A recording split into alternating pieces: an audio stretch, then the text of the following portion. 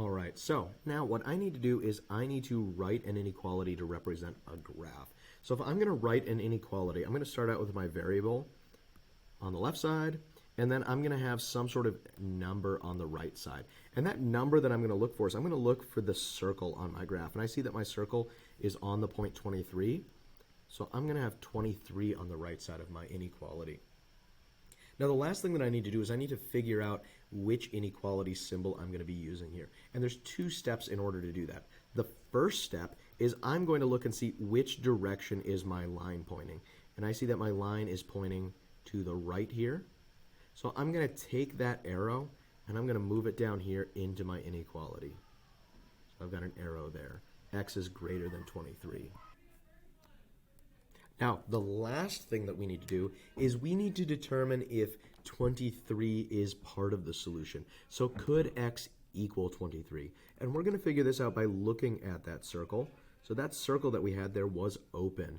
And an open circle tells us that 23 is not part of our solution. So if it is not part of our solution, then our inequality just stays x is greater than 23. Now moving on to the problem to the right.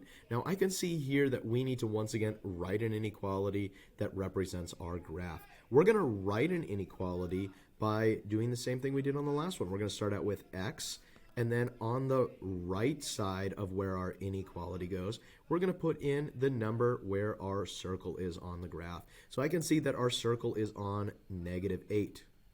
So that's where my inequality is going to begin.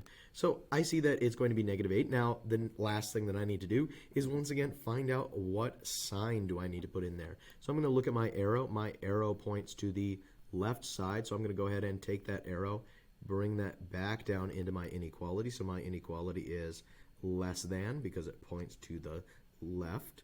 So my x is less than -8. And then I need to look and see, is -8 part of the solution? And since I have a filled in circle here, I have a closed circle that says that yes, -8 is part of the solution. So I'm going to put this as x is less than or equal to -8 because I know that -8 could be part of my solution. So my inequality is x is less than or equal to -8.